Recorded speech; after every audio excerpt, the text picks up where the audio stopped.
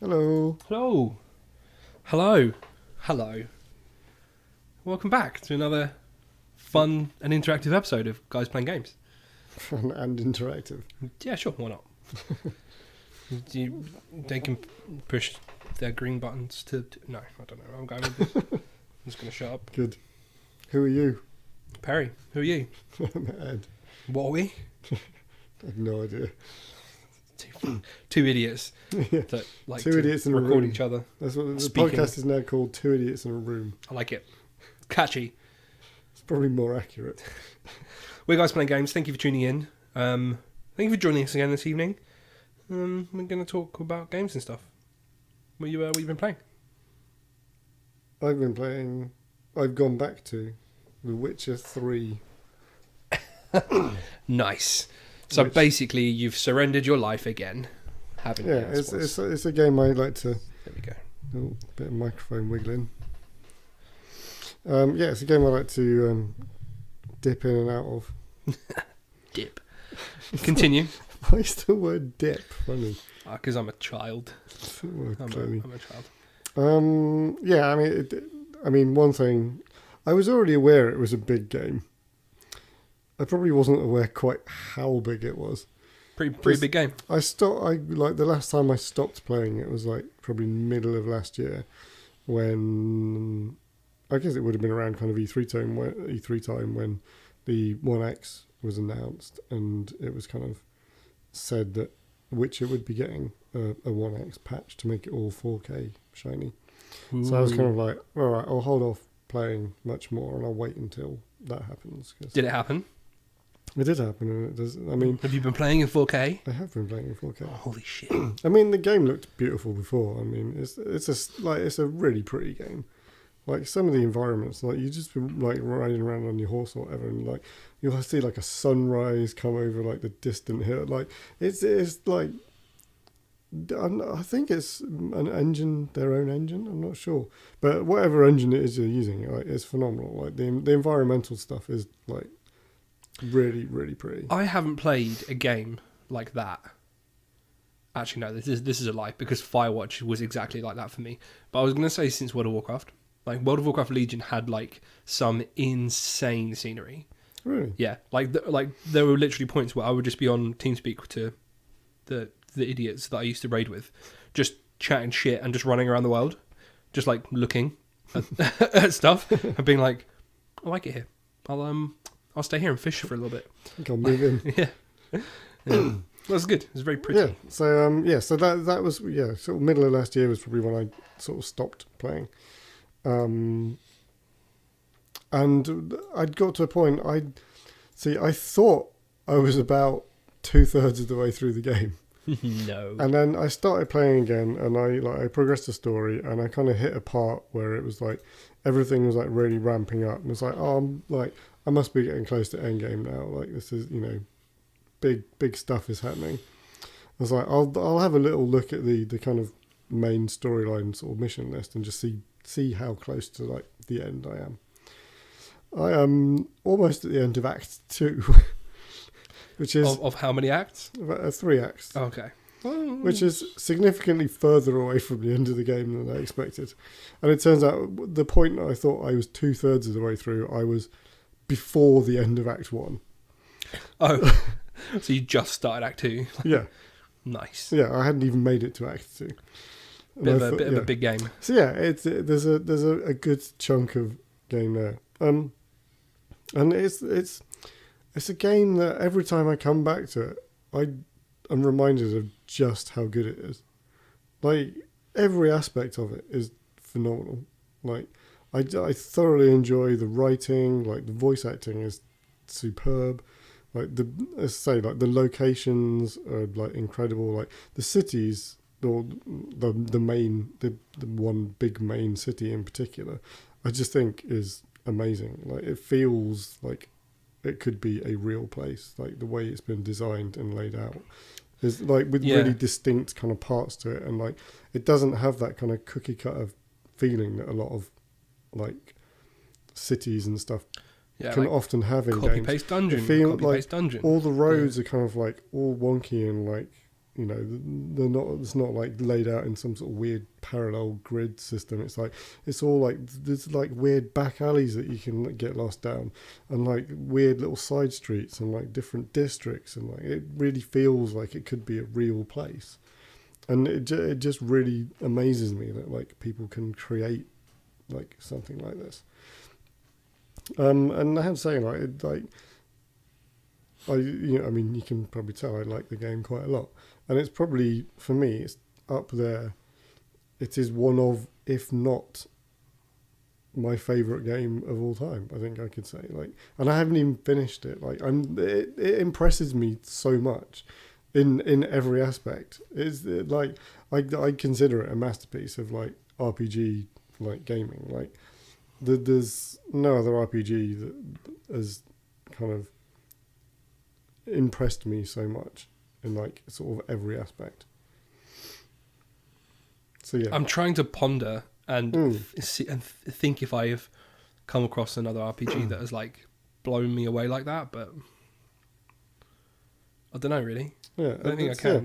Yeah. It's like if you're into RPGs and you haven't played Witcher 3, like just do it because it's amazing. I think I have a contender.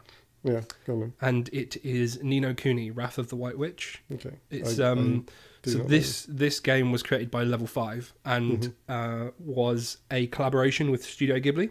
Okay. So all of the cutscenes are like Ghibli style animation. Right. And it's very much a JRPG. Mm-hmm. And it has like a bit of a Pokemon collectible sort of element as well. So like there are like monsters in the game that you can collect and you can capture them and tame them and stuff.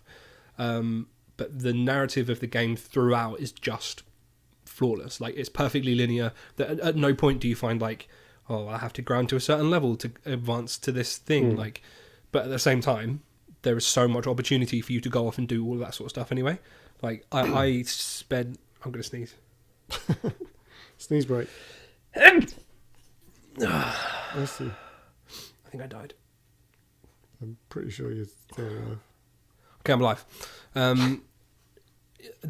But the game also has like a lot of opportunity for you to be able to go and do loads of other stuff. Like there's so much more. There's so many more like collectibles and mini bosses and stuff that you can do. I sank a lot of time into that game. I must have put about 50 hours into it, into my first playthrough. And I'm excited for the sequel. Yeah, you should. Actually, maybe no. I don't think you'd like it. That's the thing. I've never been a JRPG. Yeah, I don't think you would. Person. So I mean, yeah. But then maybe it's worth a try just to see. At the same time, you've also never played Final Fantasy IX, which is the greatest game of all time. So maybe Ni no Kuni is a good one for like a make you play. Yeah. An education one that series that we did one episode of and never did again. Yeah, good job us. So yeah, right. I think that's the only other contender really for me. But I fully agree. I think The Witcher is fantastic. And I've never even played it properly. Like I've only ever witnessed other people play it. Okay. So I've never to this day I've never had a Witcher 3 playthrough. Okay. So I own the game though. I own. I remember you saying the Wild Hunt edition, Game of the Year edition. Yeah. So that's the version I've got. Yeah. So yeah, even once I get through the story, I've got the 2 DLCs to go through as well. So like, I've got a solid amount of game left to my go. problem is, I think I'm like 70 or 80 hours in so far. I think my problem is like, I don't have the time to invest in this game. Like I play RuneScape at least 8 hours a day, like at least. It's like I don't have time. No, it's not. Like because if you think about There's so many other things you could be playing. No, why? I don't need other things. I have RuneScape. That's all I need. RuneScape is love. RuneScape is life. RuneScape sponsor me. Is that a thing? It's never gonna happen. So yeah, like I don't have the time. The problem is, I will play this game and be like, I need to play it now, like every day for the rest of my life. But you say that, but it's not that type of game. Like there is a finite amount of stuff you can do in it. It's not like a Destiny or a World of Warcraft where they keep adding shit. Oh yeah. Okay. Well, yeah, like, fair enough. It's a big game, but you will eventually run out of stuff to do. But I'm the person that will not stop playing it until I have run out of stuff to do. And I just don't have that 200 hours to put into it. Yeah, I mean, I'm very much so. I'm very completionist when it comes to, as my recent Assassin's Creed addiction has shown, like, you know, as I'm going through The Witcher, although like I am progressing the main story, I am doing all the side quests up to the level that I can do them. Even there are billions. Like I've got like 70 hours logged on that. I still haven't beaten map 4, but like I'm like I really want to play this game, but also I want to make RuneScape games. Like so I'm like, what do I do? When do I do it? I don't know. Basically, in an ideal world, I will quit my job and play video games forever, and then I'll have all the time. And play RuneScape. No, because that's the thing. I wouldn't need to play RuneScape for 8 hours a day if I had 24 hours a day to you know, that's 16 other hours I can play other games with. Yeah, I got that maths right. I was just checking my math. Yeah. Good job. I mean, good job, Ray. Who needs sleep? No, not me.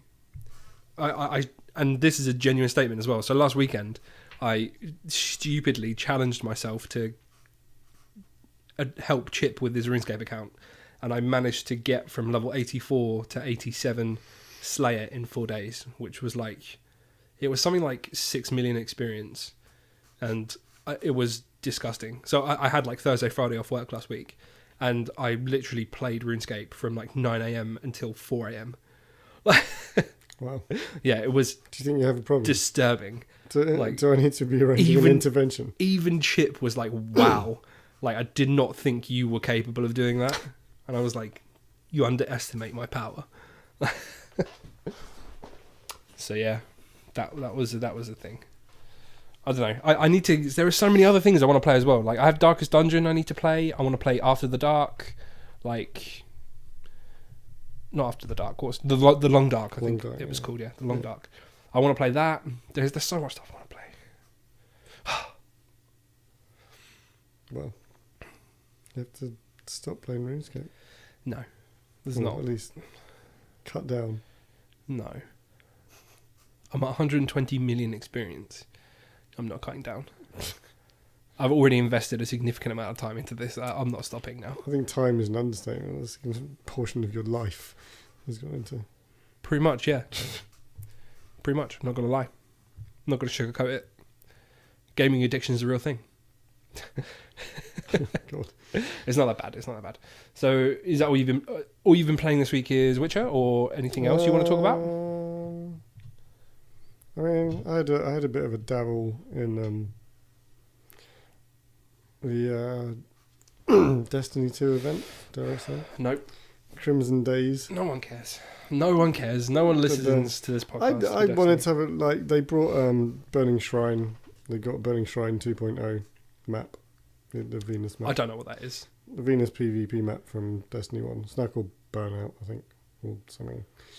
They've remade a Destiny. Is it just 1 like exactly the same map? It looks really nice though. They've done a really nice overhaul on it, and it's pretty pretty.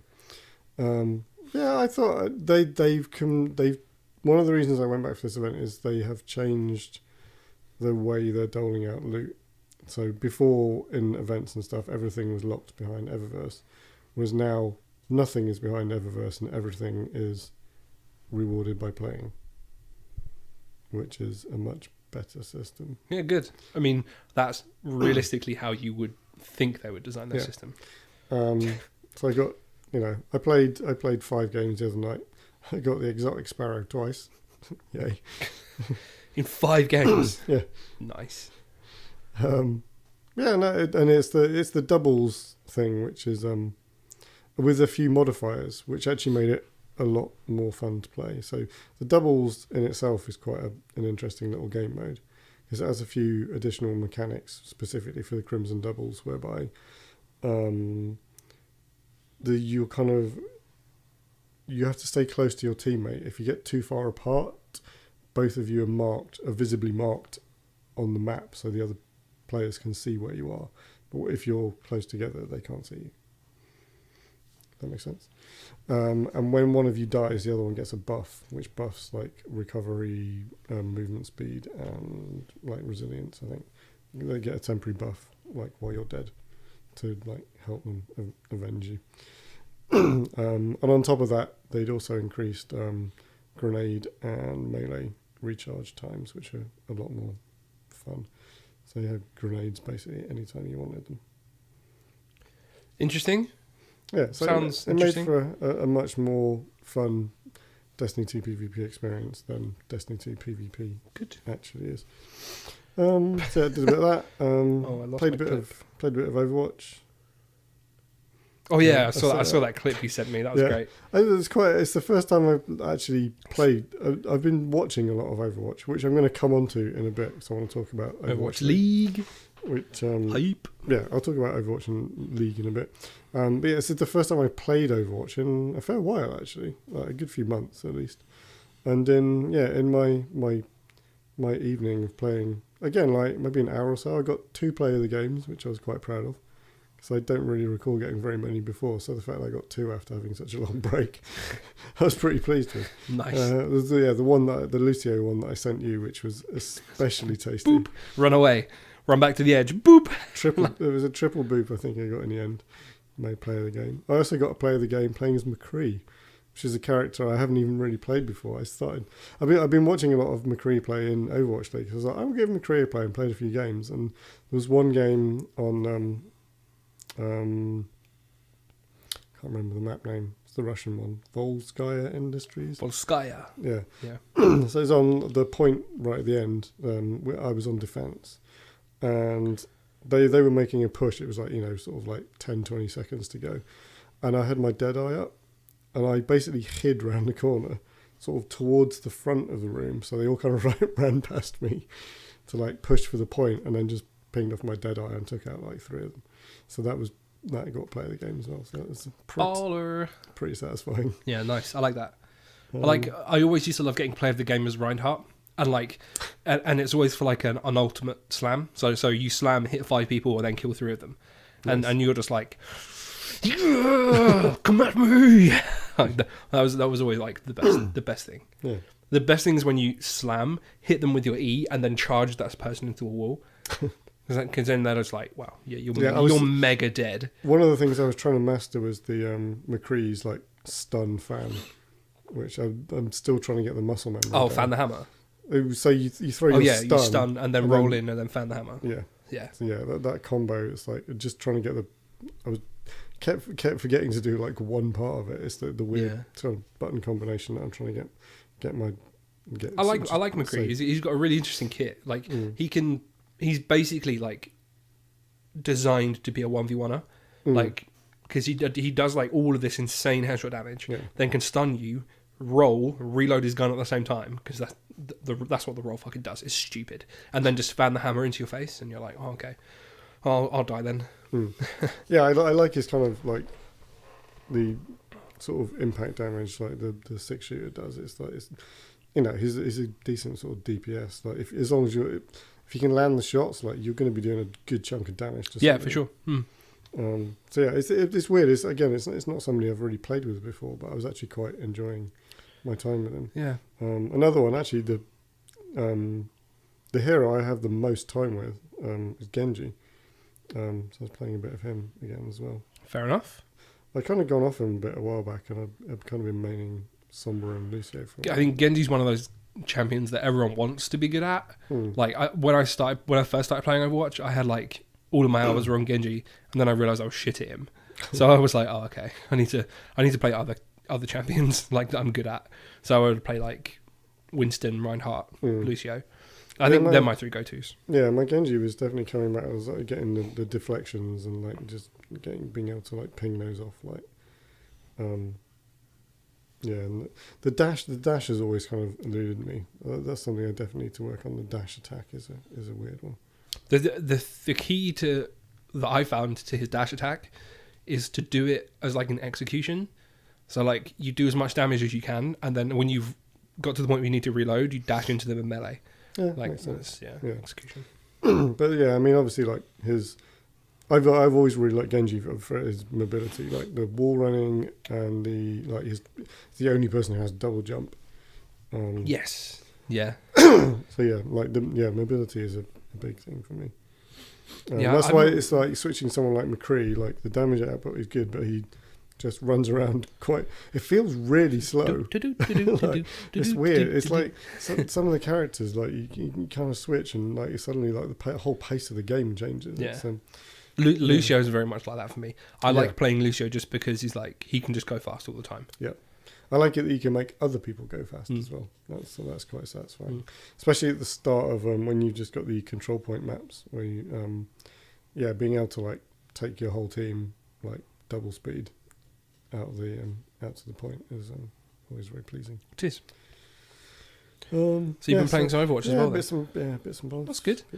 I like it. I'm about that. I've been playing Hearthstone. Oh, okay.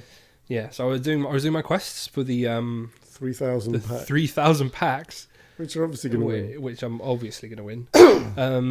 I constructed a new deck. I can't remember what deck it is. Cool. Oh, Big Priest. A Spiteful Summoner Priest. Okay. So it's ludicrous. Yeah, So it revolves around you getting a Spiteful Summoner on turn 6 and then drop 6 drop with a 10 drop. Like it's because you basically have like mind control and freeform Amber. Yeah. So you either get an 8 drop or a 10 drop alongside your 6 mana 4/4. Yeah. Like it's pretty dirty. And then you play Grand Archivist as well, which is the one that summons random. It plays a card. It plays a spell from your deck at the end of the turn with random targets. Yeah. So like it doesn't, when you've only got freeform Amber and mind control, doesn't matter what it plays. Like it's all good. It's like it's insanely strong. I think I have a very similar deck actually. I was smashing Jade Druids, I was smashing Warlocks, like it was very satisfying. I'm a bit bummed out that my rogue is no longer a thing. It's like the nerf to Patches and Corridor Creeper just absolutely destroyed Keleseth Rogue. Like just I've not got a thing my anymore. you see, I was playing some games the other day with my Handbuff Paladin, and I was like, I really need to take Corridor Creepers out. And I actually thought, Handbuff is probably the one deck that they still work in. Yeah. Because you can buff them up to like 5/8 or something. Yeah. That then costs 0. And it's like, actually, that's pretty good. So yeah, I actually left them in. That's actually a really good point. Yeah, they actually worked pretty well. Yeah, I might look into that. I have been seeing a lot of Lanessa. Is it Lanessa? Yeah, the Sunstrider or whatever her name is. The one that like gains the buffs that you've cast. Yeah. I've seen a lot of Lanessa Paladins because if you think about it, you only need like Spike Steed, Divine Shield, and Blessing of Kings, and then that 7 mana card becomes like an 8. It's like a 7 mana 8/12. With Taunt and Divine Shield. With Taunt and Divine Shield. It's like, okay. And a Death Rattle. And a Death Rattle, yeah. It's insanely strong. So are people running that with the quest as well? Because obviously that would be... I think there are 2 ways you can run it. You can run it with the quest, but then go like full buff. And then you obviously get Galvadon. But I think... If you play... Oh no, Galvadon adapts. You don't play... No, he adapts like 10 times. Oh no, it's 5 like 5 times. I was going to say... 10 times when you got Bran in the deck, just saying. I was thinking like those adaptions, would they apply to Lanessa as well? But they don't because they're adaptions. No. Okay, so interestingly enough, I was watching Disguised Toast. He made a video on this. So, Paladins have a card that... An adapt card, right? If you cast that and then Lanessa, it will adapt Lanessa, but it will randomly pick a buff. Oh, you randomly pick? Yeah, it doesn't pick the buff that you picked. That's interesting. Yeah. The way... And there's potentially actually quite a bit rubbish. Yeah. Disguised Toast has done a lot of videos like that about like discussing card interactions and how like what comes first, the battle cry or the stuff like that. So it's quite a few interesting videos there. Cool. Anything else? Yeah, lots of RuneScape stuff, obviously. We don't need to talk about it. Unless you can do a see RuneScape. what I have to put up with, guys. Like, he just doesn't care. He doesn't love me anymore. Because you talk about it all the time. I do. It's because I love the game, and I will continue to love the game. The only thing I want to talk about, and it's kind of a news thing, really, to do with RuneScape. Yeah, let's seg into news because it's a good seg into news. So this month in RuneScape world is Quality of Life Month. So the devs are focusing like How is your quality of life? existence is pain. That was a Rick and Morty reference. You've never seen it, so fuck you.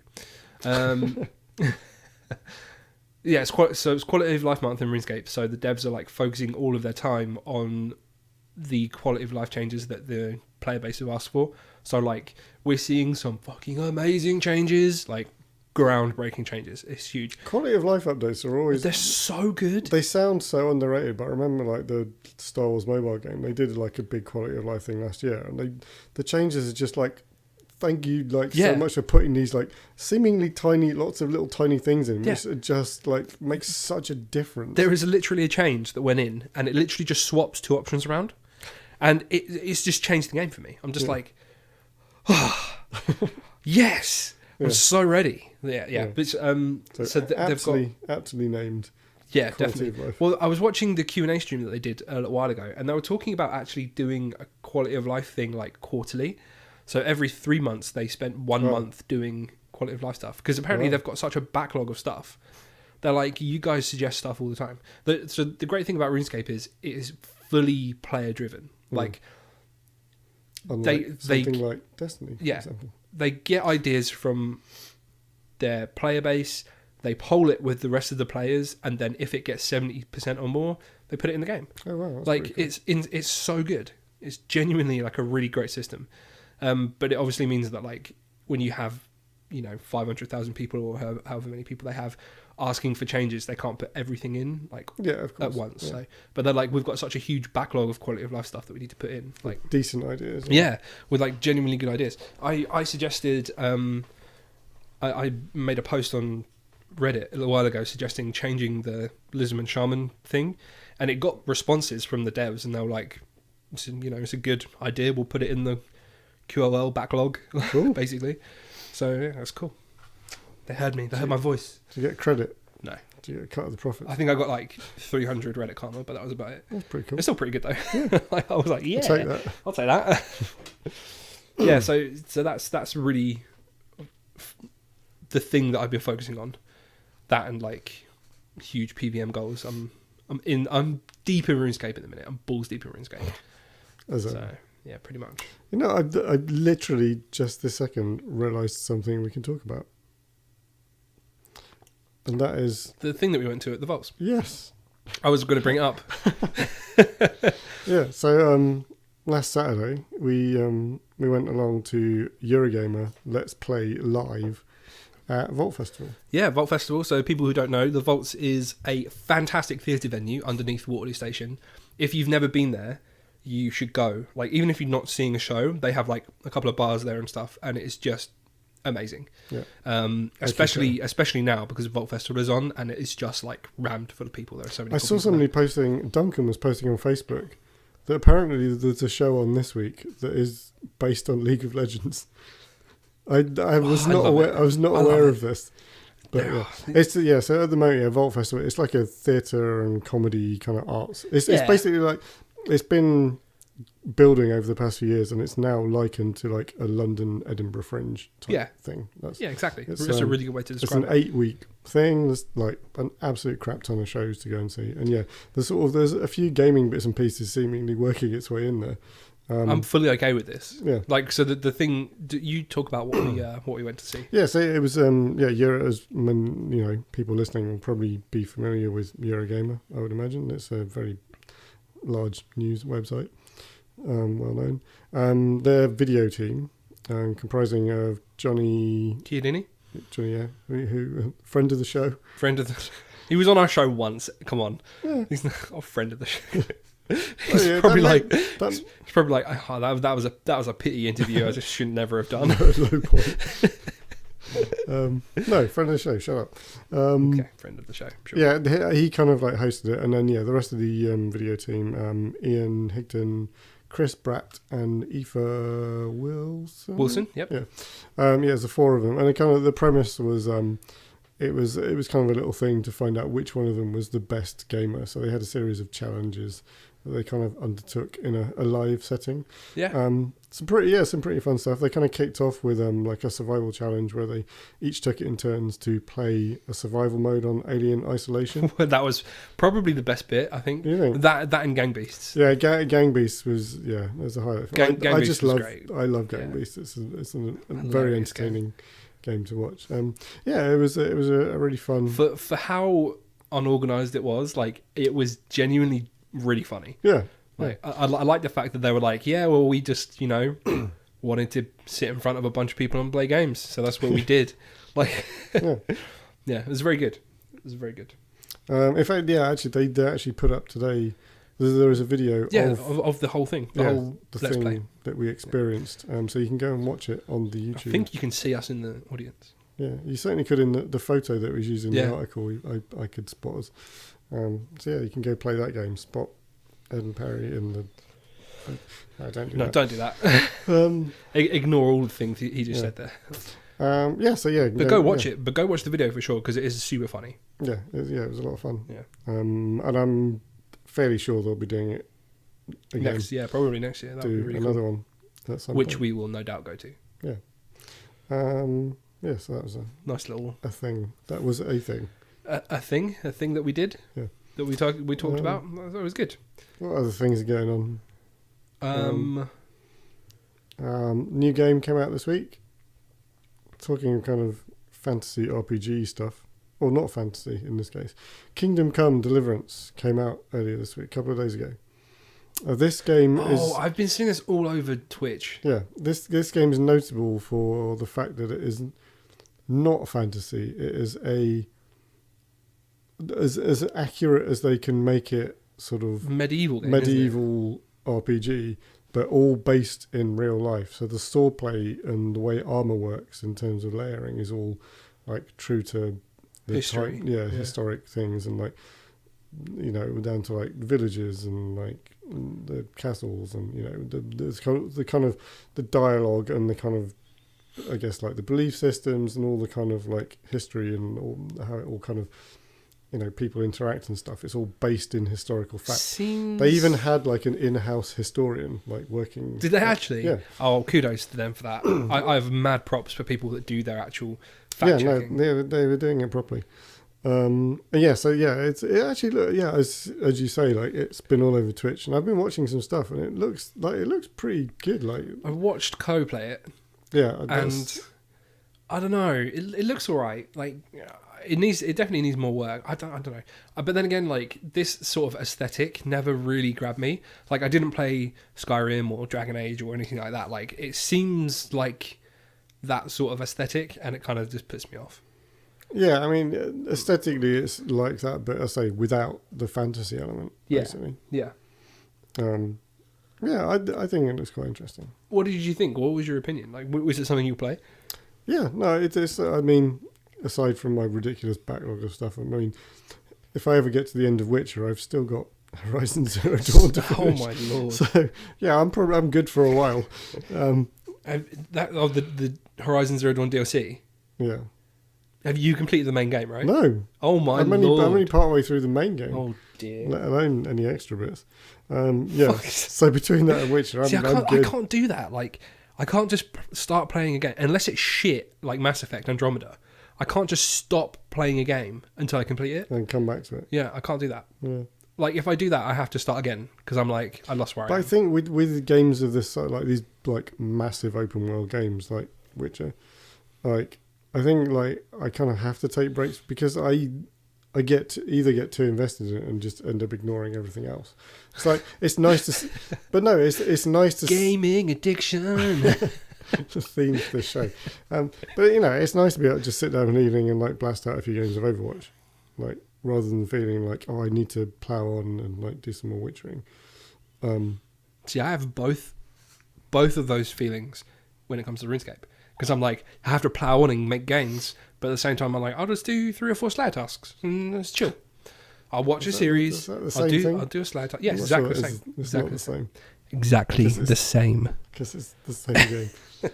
You know, last weekend in Witcher, like I spent 3-4 hours like crafting or like going around finding blueprints for Witcher gear and then getting all the materials. Like, so I got my cat school. I got a full set of cat Witcher gear and got it up to. What's cat Witcher gear? So there are different. So in terms of the witches themselves, there are different schools. So there are the different schools. Spoilers! No, don't tell me. It's not spoilers at all. Spoilers. It's not spoilers. So there are different schools. So there's like wolf, which Geralt is part of the wolf school, and then there's cat, bear, some other ones. I want to be part of the bear school. Well, you don't get to choose, like, because you play Geralt, but you meet witches I from. hate this game. You meet witches from other schools in the game, and so each school has like a set of armor and the 2 swords, which comprise. So there's 2 swords and 4 pieces of gear. So there's 6 pieces. Can you pull an avatar and like learn every type? Yeah, of Witcher school? You can get. Well, it's not learning skills. It's just the gear sets. So, but you can craft all of the gear sets for each of. But can I be a bear Witcher? No, because you play Geralt, who is a wolf. Yeah, but No, you don't. You never get a choice. Like you are from the wolf school. That's just it. And it's not like there are specific skills. Like it's stupid game. It's just down to the armor sets. It's a dumb game. Yeah, I spent like a few hours so I went around. You have to find the blueprints. So I broke out the internet guides to find out where all the blueprint parts were. Of course you did. So because they're in like a chest in some random cave somewhere. Like I'm never going to find it just wandering around. Yeah, you will. It just adds gameplay hours. Yeah, even with the guides, it took me a while to find some of them. Did it actually? Yeah, that's funny. It's like this cave is between these 2 like cities or 2 villages. It's like, go find it. It's like, great, thanks. Yeah, so there's like and each set of gear has like 4 levels, so you kind of upgrade it so you can like use it throughout the story progression, I guess. Mm-hmm. So you can upgrade it, but then each of those levels there are blueprints for all of the pieces for each level. So you start out with a basic one, and then you get the enhanced one. So there are like 30 blueprints. Yeah, and that's for each armor set.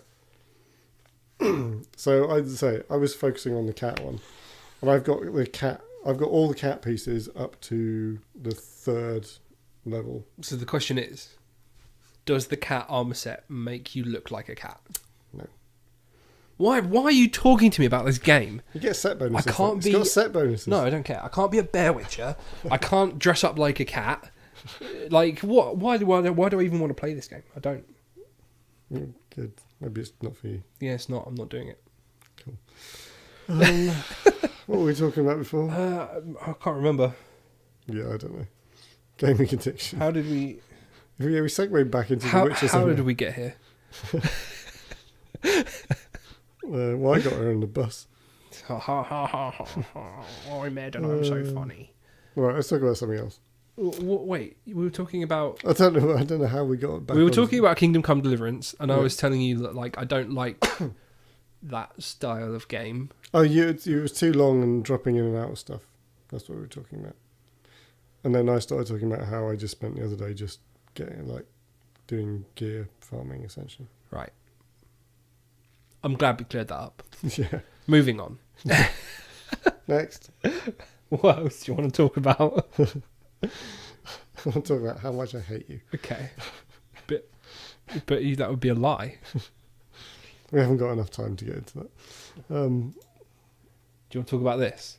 Segue from The Witcher into The Witcher spin-off. Do you want to talk about this? Using ad blocker, Parry. Yeah, I am. And you can't stop me. Well, no, That would have been really loud. I'm really sorry. Rip headphone listeners. So Gwent, which is the game within the game.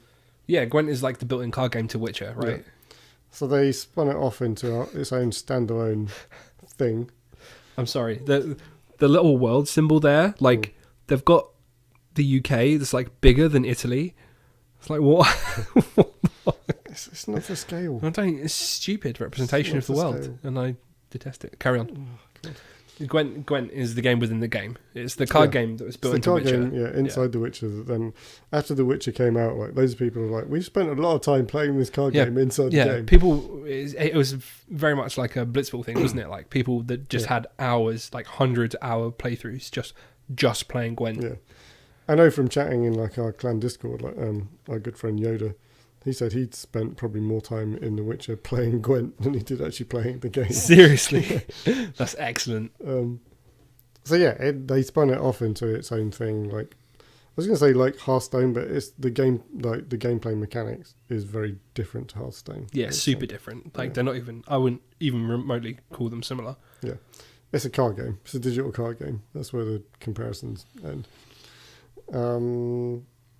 They just announced a new mode that they're adding. They're adding an arena mode, a draft arena mode. The interesting thing that differs from something, say, like Hearthstone's arena mode, is that while you're drafting, you draft from 4 cards at a time. You get the choice of 4 cards, but they can be from any of the factions. So you can draft a multi-factioned deck, and then I think they said that the last card that you draft is a leader card. So it's actually quite interesting. Yeah, like you could get some really really good gameplay there. Yeah, there should be some nuts like combinations going on. I'd be really interested to watch this. It's not. They haven't put a release date on it yet. They did like a sort of dev preview on it on Twitch, which you can see if you check out CD Projekt Red's Twitch channel. They did a dev stream where they like went through it. Sounds pretty interesting. It does. I'm going to check this video out when you leave. Yeah.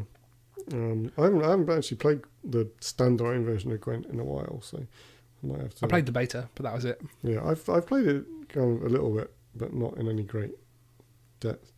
I'm not sure I agree with a lot because they've made some significant changes from the in-game version. The in-game version I like quite a lot, but they've made quite a lot of sort of mechanical changes to the standalone version. I literally never played the in-game version, so I'm not experienced with it.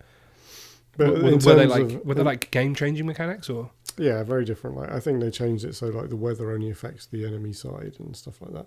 Oh, okay. And various other bits and pieces. There's a lot more, from what I can tell, in the standalone version. There's a lot more destruction of cards, like ways to kind of dispose of enemy cards and stuff.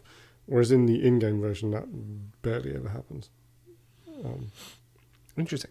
Yeah, I mean, I know certainly even towards the end of the beta, they made some quite big changes to, I think, like leader mechanics and the way some of the bits and pieces worked. So, like at the end of the beta, there was quite a big shift in the way the game played. I mean, maybe they're kind of angling it to be more competitive. Yeah, I mean, I guess it's doing all right. I mean, I think they had a big tournament recently as well. They did their first big kind of like pro tournament. So that's just a thing I saw. I'd be really interested to see which pro players started like moved from Hearthstone to Gwent or like tried. I know Firebat got into it. Yeah, I don't think I know like Nox. He played like the very first invitational that they did. There was some Super JJ. I think he switched to Gwent. He definitely played in the tournament recently, the first big one. And I haven't seen him playing a lot of Hearthstone, so I assume he's just switched. Interesting. Fair enough. I might do some research on that and take a look. You done with this? Yeah. What else? And finally, the thing you wanted to talk about. Overwatch League. See, I've been really getting into Overwatch League. Yeah, you have. I didn't think you would be. I didn't think I would either, in a weird kind of way. But it's I've kind of been really enjoying it. So stage 1 finished last weekend. I've actually been thinking I might do a little weekly on the podcast. I might do a little weekly Overwatch, like this week in Overwatch League type. Just what's been going. Yeah, I'm down for that. I do that because it will make me watch it. Yeah. Only unfortunate. I want to watch it, but I get to the point where I'm so behind now. I can't catch up. Well, you say that, but stage 2 is starting soon, so you'll be able to get in Yeah. It's almost a fresh start, but it isn't because the standings are in place from stage 1. Okay. I'll go over the stages in a minute. I'll do it now. So the sort of inaugural season 1 of Overwatch League started middle of January, and is split into 4 stages. Each stage comprises of 5 weeks, where all the teams play against each other. For standing in the overall standings, it's done on a win-loss system, and ties are done on games won. Each match is over 4 maps. It's not a best of anything. It's just you play 4 maps, so you can get a 4-0 or a 3-1 or whatever. Like even if they go 3-0, you still play the final map. So because the match differential comes into it, you still play the 4th map, so the other team can have a chance to gain a position. It makes sense. A point back. Then at the end of each of these 5-week blocks for the stages, they do a mini playoff. So the top 3 standing teams go into the playoff on the final Sunday. The 2nd and 3rd place teams play an initial semi-final, and then whoever wins the semi-final plays the current first place team for 100 grand. 100 grand first place, 25 grand second place. It's a big gap, but makes sense, I suppose. Yes, and that's going to happen at the end of each stage. So what happened last weekend is we've just finished stage 1, so we had our first playoff, and it was very exciting. So London, our home team, and I'm using that in a very loose term. Because in fact, none of the players on the team are from London or even the UK. Yeah.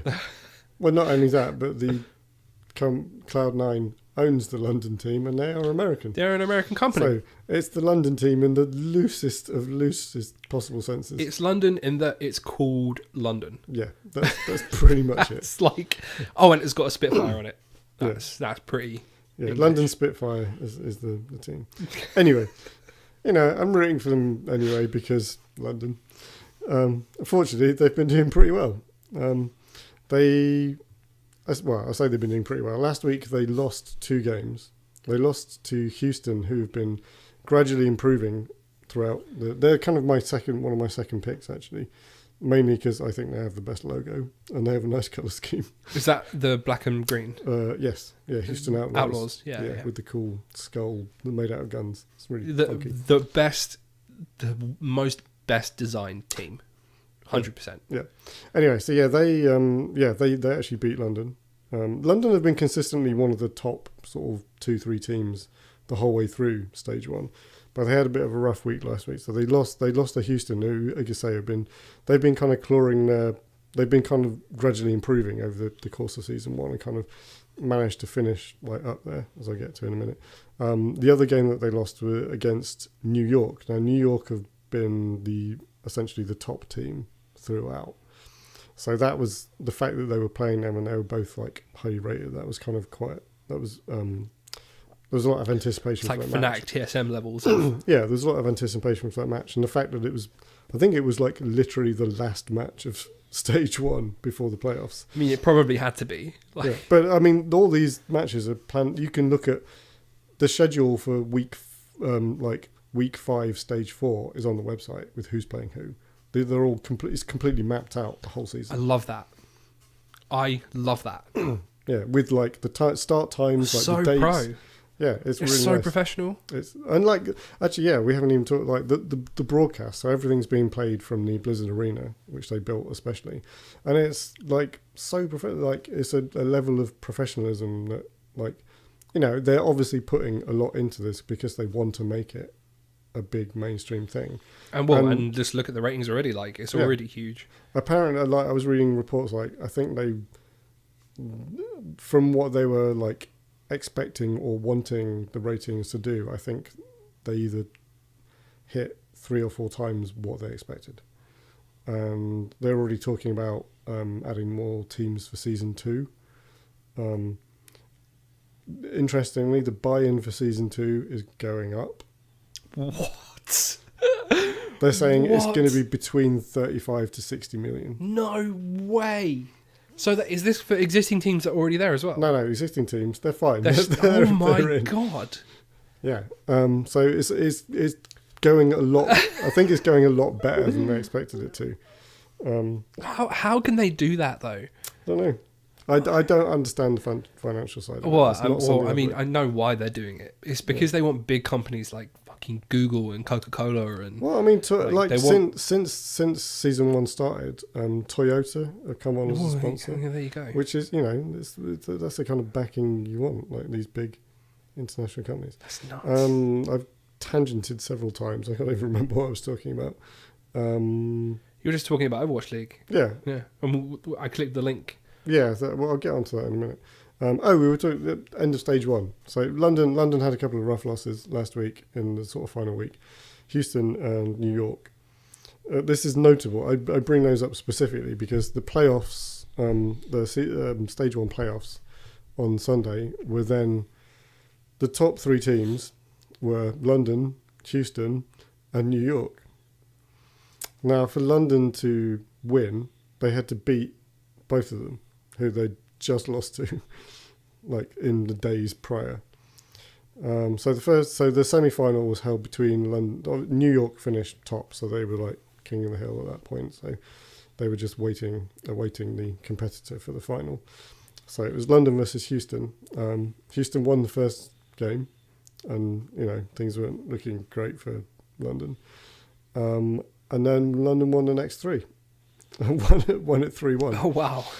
Reverse sweep. Yeah. Damn. To take it to like a rematch against London. I think the way the time zones played New out. York. New York. The way the time zones played out, I think they'd actually played New York earlier that day. Okay. Which made it even crazy. more crazy. Yeah.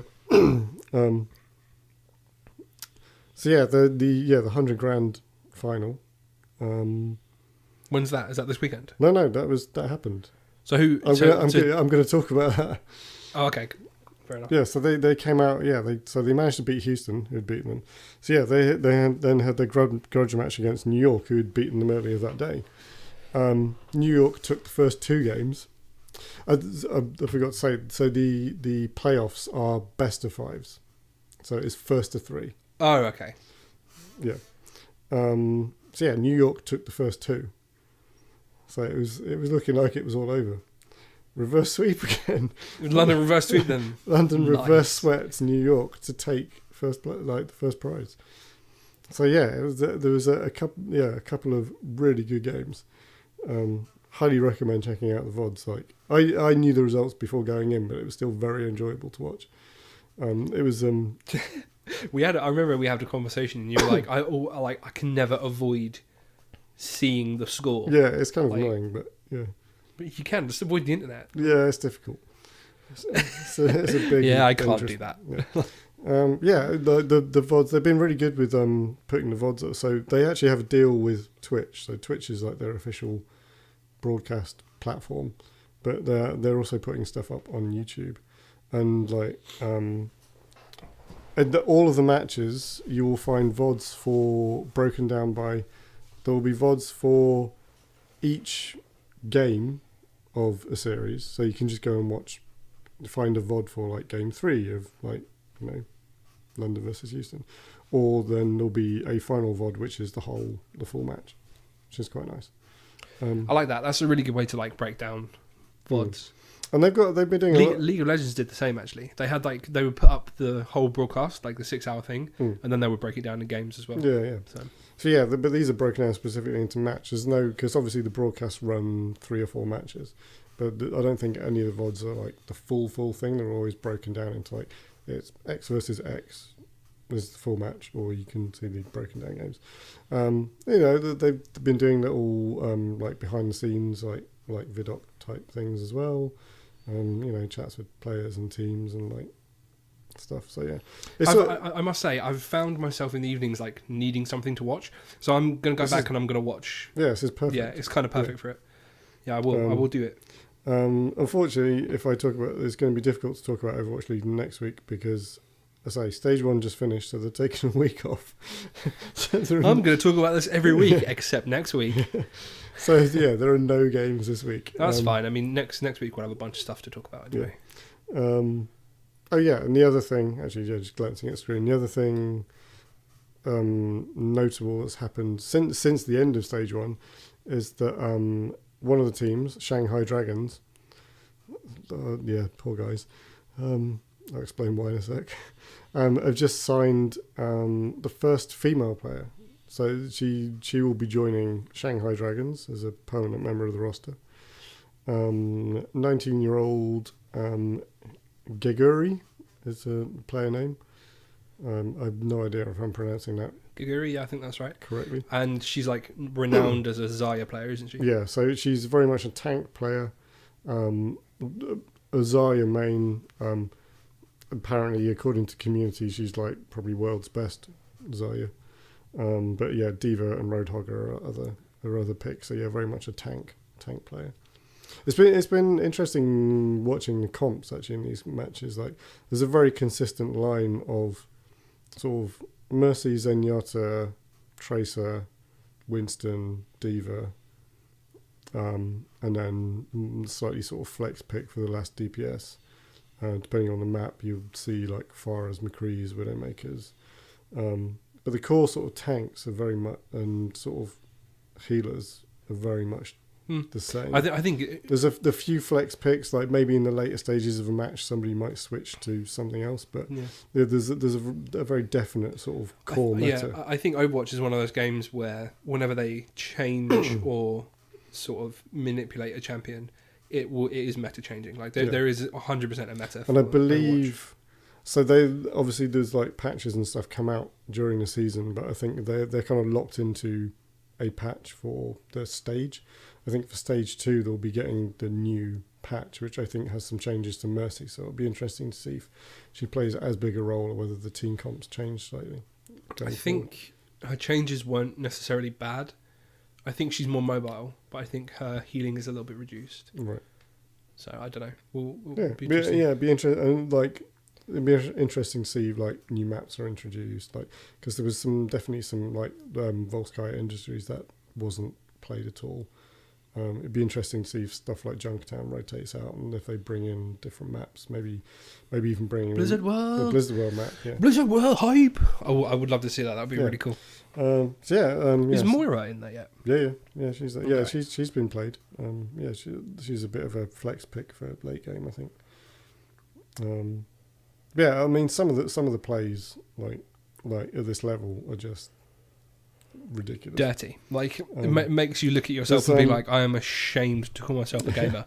Like Birdring, he is my favourite player on the London team. So it's a tiny young like Korean kid, but his literally a Korean child. Yeah, he primarily plays DPS, so you get a lot of Tracer, Genji. It's Widowmaker as well. Like his Widowmaker is just disgusting. Like, you know, getting triple kills, Widowmaker, like just pulling off the most ridiculous like snapshots. It's like it's unreal to watch some of these guys play. Like the level of play that they're at is like bonkers. You could even call it professional. Yeah, pretty much. I mentioned poor old Shanghai Dragons a minute ago. Yeah, why were you like poor Shanghai Dragons? So they're the only team that hasn't won a match. They've not won a single match. I think so they'll be sitting at like 0-10 at the moment. Poor guys. Which is it's a bit brutal, and it's kind of a bit it doesn't really reflect their kind of effort. They've had a few close calls, like where they've lost like it's come down to like the last map, or they've literally like just been like clutch losses essentially. So I'd be kind of rooting for them to get a win. Really, like it'd be nice to get them off and rolling. Yeah, well, hopefully this new blood that they've injected into their team might do it for them. Yeah, they've actually signed 4 new players. Oh, okay. And this is just talking about one. Yeah, the notable one, say being Giguri as the first female player to join. the league. But yeah, they've actually signed 4 new players, so yeah, they'll be hoping to switch up their roster a bit. It's good. We need more female representation in gaming. I mean, it's interesting as well because there isn't. I know other games have done like female leagues or like split like male female. Yeah, but that's not the solution, is it? Like no, not at all. It's not. So yeah, it's nice to see the kind of inclusive nature, and I think that's something Blizzard's very aware of, and it's something they kind of actively work. They have a very inclusive ethos. Their Hearthstone community is actually very inclusive as well. Like there are quite a few female streamers that are, female pro Hearthstone players that are genuinely quite good. Alex Straza, Eloise. Somebody called Alex Straza. Ali Straza. Ali Straza. Yeah, Ali Straza, Eloise, and Oh, what was the? There was I can't remember her there name. was a new one who joined one of the teams recently. I can't remember her name. Yeah. She did the dungeon run with Reynad and someone else. Yeah, I don't know. I didn't say It's it. like I don't know. We don't know. It's a show. Priska, something like that. I don't know. Yeah. But anyway, yes, there are lots of Blizzard's pretty good at like embracing the female gaming community, and I'm all about that. But just not even just but inclusivity, sort of all round, like sort of race, gender, all that good stuff. All that political bullshit. Yeah, I remember the kind of their big at BlizzCon last year. Their kind of opening thing at the opening ceremony was like interviews with lots of players. That was a very inclusive sort of reel of like talking to all the different people who play their games. Good, as it should be. Yeah, and it's nice to see them like even in Overwatch, like you have openly gay characters, you have like characters of all different shapes, size, colour. Like the roster is like Who's openly gay in Overwatch? Tracer. Oh right, yeah, of course. Yeah, it's a really good sort of it has a really diverse roster of characters. There were even monkeys represented. Sorry, apes. Yes, That was very presumptuous of me. On that note, yeah. Anything else you want to talk about this week? We're at an hour and 2. How do we do it? I don't know. I don't know. We literally had like a 2-hour conversation before this, being like, how do we create content? What do we do? Apparently, we just put the mic on and we start talking, and that works. Thank you for tuning in this week, guys. If you stayed to the end, you're the best. Putting up with the waffle. Never change. Please do all that good stuff. Share if you can. Thank you. And subscribe to our channels. Just listening to it is good. But we're happy. If we are. But also, please subscribe. tell other people. Tell everyone how cool we are. Just lie. Just lie. Yes, I have been Perry. I've been Ed. We've been guys playing games, and we have an outro track for you. Do you talk about it because this is your track, and I'll push play. Yeah, it's kind of vaguely inspired. It was Valentine's yesterday, so this is a nerdy love song. A nerdy love song. Love song, hip hop ballad thing. Right, here we go. Go then. It's by some guys called Death Star. This is called Looking for Group. And yeah, enjoy. We will catch you guys next week, where we will have a guest, I think. But we'll talk about that. We'll talk about that later in the next episode. For now, take care, have a good evening, and we'll catch you later. Bye.